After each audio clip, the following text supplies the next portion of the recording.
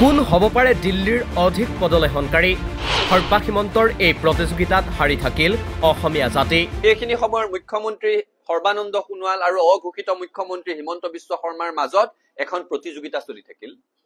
প্ৰতিযোগিতা চলিল যে কোন দিল্লীৰ বেছি আজ্ঞাবাহী ভৃত্য। প্ৰতিযোগিতা চলিল কোনে দিল্লীৰ হাইকমাণ্ডৰ বেছি পদলেখন কৰিব পাৰে।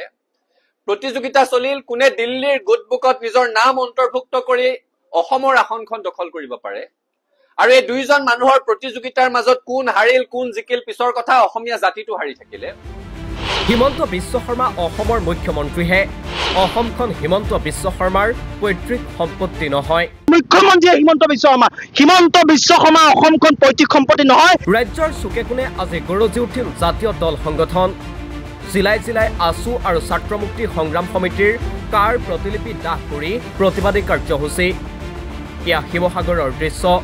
কাৰ প্ৰতিলিপি দাহ কৰি প্ৰতিবাদ সাব্যস্ত আছু কৰ্মীৰ প্ৰতিবাদক বাধা দিবলৈ অহা আৰক্ষীৰে সৃষ্টি হ'ল উত্তপ্ত পৰিস্থিতিৰো।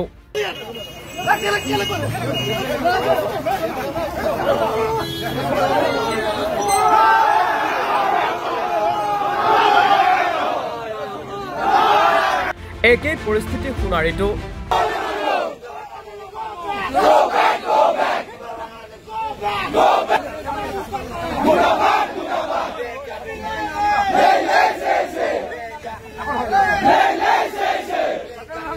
একেদৰে বঙাইগাঁও মঙলদৈ চাপৰকে আদি কৰি ৰাজ্যৰ ভিন্ন প্ৰান্তত প্ৰতিবাদী কাৰ্যসূচীৰে উত্তাল কৰি তোলে আছুৱে।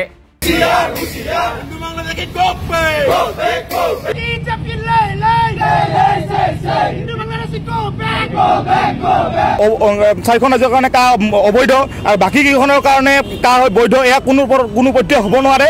সমান্তৰালকৈ ছাত্ৰ মুক্তি সংগ্ৰাম সমিতিয়েও কৃষক মুক্তি সংগ্ৰাম সমিতিৰ সহযোগত গুৱাহাটী, গোলাঘাট, গোৱালপাৰা, ধুবুৰী আদিত কাৰ প্ৰতিলিপি দাহ কৰি প্ৰতিবাদী কাৰ্যসূচী ৰূপায়ণ কৰে। হিমন্ত বিশ্ব শৰ্মা মুৰ্দাবাদ, মুৰ্দাবাদ, মুৰ্দাবাদ। বাংলাদেশী ৰক্ষক হিমন্ত বিশ্ব শৰ্মা মুৰ্দাবাদ, মুৰ্দাবাদ, মুৰ্দাবাদ। Bangladeshi go back, go back, go back. Bangladeshi go back, go back, go back. প্ৰতিবাদৰ সমান্তৰালকৈ গুৱাহাটীত সংবাদমেল সম্বোধন কৰি আছুৰ সভাপতি উৎপল শৰ্মাৰ মন্তব্য। যি সময়ত উত্তৰ পূৰ্বাঞ্চলৰ সকলো ৰাজ্যই কাৰ বিৰোধিতা কৰিছিল, সেই সময়ত সৰ্বাক হিমন্তই কোন দিল্লীৰ অধিক পদলেখনকাৰী হ'ব পাৰে তাৰ প্ৰতিযোগিতাত লিপ্ত হ'ল। এই প্ৰতিযোগিতাত হাৰি থাকিল অসমীয়া জাতি। যিখিনি সময়ত উত্তৰ পূৰ্বাঞ্চলৰ আন ৰাজ্যৰ জনপ্ৰতিনিধিসকলে, মুখ্যমন্ত্ৰীসকলে নিজৰ জনতাৰ হৈ স্থিতি ললে, নিজৰ খিলঞ্জীয়া মানুহৰ হৈ স্থিতি ললে আৰু কাৰ বিৰোধিতা কৰিলে, সেইখিনি সময়ত অসমত সেইখিনি সময়ৰ মুখ্যমন্ত্ৰী সৰ্বানন্দ সোণোৱাল আৰু অঘোষিত মুখ্যমন্ত্ৰী হিমন্ত বিশ্ব শৰ্মাৰ মাজত এখন প্ৰতিযোগিতা চলি থাকিল। প্ৰতিযোগিতা চলিল যে কোন দিল্লীৰ বেছি আজ্ঞাবাহী ভৃত্য। প্ৰতিযোগিতা চলিল কোনে দিল্লীৰ হাইকমাণ্ডৰ বেছি পদলেখন কৰিব পাৰে। প্ৰতিযোগিতা চলিল কোনে দিল্লীৰ গোটবুকত নিজৰ নাম অন্তৰ্ভুক্ত কৰি অসমৰ আসনখন দখল কৰিব পাৰে। আৰু এই দুইজন মানুহৰ প্ৰতিযোগিতাৰ মাজত কোন হাৰিল কোন জিকিল পিছৰ কথা অসমীয়া জাতিটো হাৰি থাকিলে। বাকী ৰাজ্যৰ মুখ্যমন্ত্ৰীসকলে কাৰ আওতাৰ পৰা নিজকে বচাই ললে, কিন্তু এই দুজন নেতাই দিল্লীৰ পদলেখন কৰিবলৈ গৈ অসমীয়া মানুহৰ যুক্তিসংগত দাবীক প্ৰত্যাখ্যান কৰি নস্যাৎ কৰি 5 গৰাকীকৈ অসম সন্তানক শ্বহীদ বৰণ কৰাই গুলীয়াই হত্যা কৰি কা অসমত জাপি দিলে। আৰু তাৰ পিছত এতিয়া হিমন্ত বিশ্ব শৰ্মা চৰকাৰে নিৰ্দেশনা জাৰি কৰিছে যে কোনো কাৰণত যাতে অবৈধ বাংলাদেশী নাগৰিকত্বৰ পৰা বঞ্চিত নহয় সেই ব্যৱস্থা লবৰ কাৰণে আহ্বান জনাইছে। কিমান দুৰ্ভাগ্যজনক, কিমান জাতি বিৰোধী এটা সিদ্ধান্ত। মুখ্যমন্ত্ৰী হিমন্ত বিশ্ব শৰ্মালৈ আমাৰ এটা বুনিয়াদী প্ৰশ্ন, যি প্ৰশ্নৰ তেওঁ উত্তৰ দিব পৰা নাই। 6ষ্ঠ অনুসূচীৰ এলেকাধীন ঠাইসমূহত কাখন যদি বেয়া, ইনাৰ লাইন পাৰ্মিট থকা জেগাসমূহত কাখন যদি বেয়া, তেতিয়াহ'লে অসমৰ বাকী অঞ্চলত কাখন কি ধৰণেৰে ভাল হ'ব পাৰিলে? এই প্ৰশ্নটোৰ উত্তৰ দিব লাগিব। বাক্সাৰ মানুহৰ কাৰণে যদি কাখন বেয়া, তামুলপুৰৰ মানুহৰ কাৰণে যদি কাখন বেয়া, কোকৰাঝাৰ, চিৰাং, ওদালগুৰি মানুহৰ কাৰণে যদি কাখন বেয়া, হোজাইৰ মানুহৰ কাৰণে, মৰিগাঁৱৰ মানুহৰ কাৰণে, নলবাৰীৰ মানুহৰ কাৰণে, বৰপেটাৰ মানুহৰ কাৰণে কাখন কেনেকে ভাল হ'ব পাৰে? এই নিৰ্দেশনাটো দিয়াৰ আগতে হিমন্ত বিশ্ব শৰ্মাই এই কথাটো জাহিৰ কৰা উচিত, এই কথাটো কোৱা উচিত, বিদেশীক অসমত পাৰ পুখুৰী খেলিবলৈ মাতিছে নেকি? সৰুতে যে আমি পাৰ পুখুৰী খেলিছিলো, পাৰ বুলি ক'লে এফালে, পুখুৰী বুলি ক'লে এফালে, বিদেশীক অসমত পাৰ পুখুৰী খেলিবলৈ মাতিছে নেকি? ৰাস্তাটো পাৰ হৈ বাক্সাত সোমাই দিলে তেওঁলোক অনাগৰিক, ৰাস্তাটো পাৰ হৈ নলবাৰীত সোমাই দিলে তেওঁলোক নাগৰিক।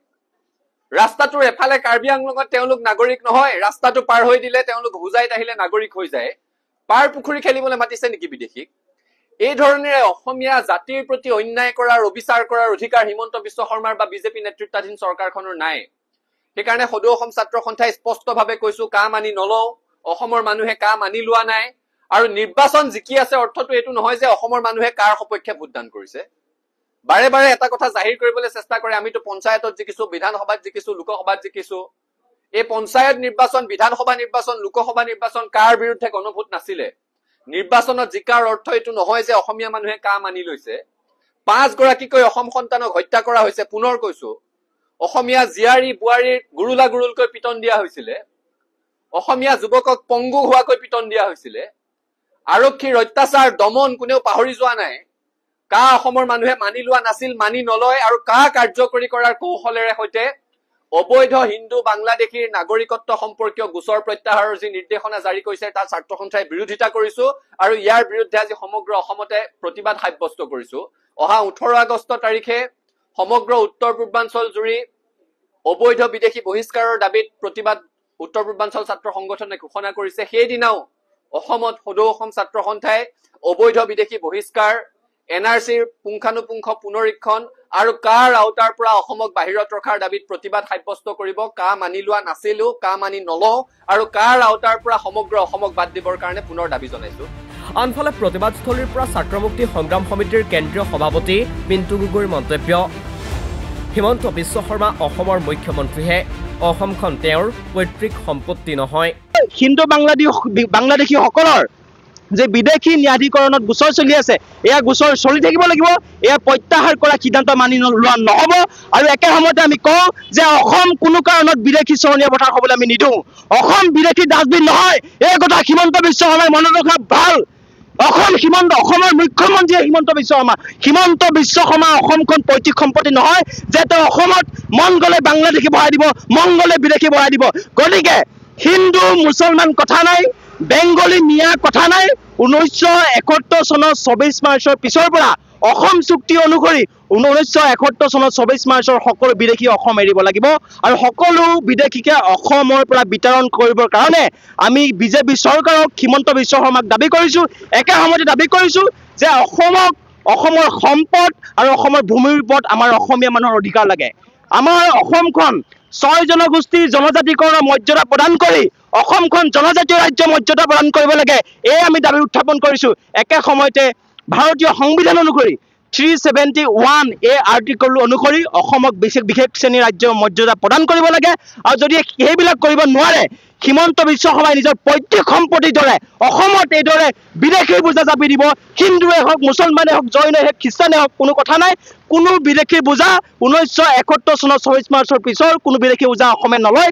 সেইকাৰণে আজি হিমন্ত বিশ্ব শৰ্মা প্ৰতিমূৰ্তি সমগ্ৰ অসমত আজি ছাত্ৰ মুক্তি সংগ্ৰাম সমিতি আৰু কৃষক মুক্তিয়ে দাহ কৰিছো। একে সময়তে অবৈধ যিটো আমাৰ বিদেশী ন্যায়াধিকৰণত চলি থকা গোচৰসমূহৰ যিটো নিৰ্দেশনা জাৰি কৰিছে, সেই নিৰ্দেশনাৰ প্ৰতিলিপি আজি অসম জুৰি আজি আমি কৃষক মুক্তি সংগ্ৰাম সমিতি আৰু ছাত্ৰ মুক্তি সংগ্ৰাম সমিতিয়ে আমি প্ৰতিলিপি দাহ কাৰ্যসূচী ৰূপায়ণ কৰিছো। উল্লেখ্য, শেহতীয়াকৈ অসম চৰকাৰে বিদেশী ন্যায়াধিকৰণত থকা লোকসকলৰ গোচৰবোৰ নিষ্পত্তি কৰিবলৈ সংশ্লিষ্ট বিষয়াক নিৰ্দেশনা দিয়াৰ লগতে তেনে লোকক কাৰ অধীনত নাগৰিকত্বৰ বাবে আবেদন কৰিবলৈ অনুপ্ৰাণিত কৰাৰ নিৰ্দেশনা প্ৰেৰণ কৰে, যাৰ বাবে আকৌ ৰাজ্যত উকমুকনি দিছে কা বিৰোধী আন্দোলনে। জনতাৰ মতক উপেক্ষা কৰি চৰকাৰে জাপি দিয়া জাতিধ্বংসী কাৰ যোগেদি অসমত বিদেশী সংস্থাপন কৰিবলৈ ওলোৱা এই সিদ্ধান্তক এতিয়া একেমুখে গৰিহণা দিছে অসমৰ সচেতন মহলে।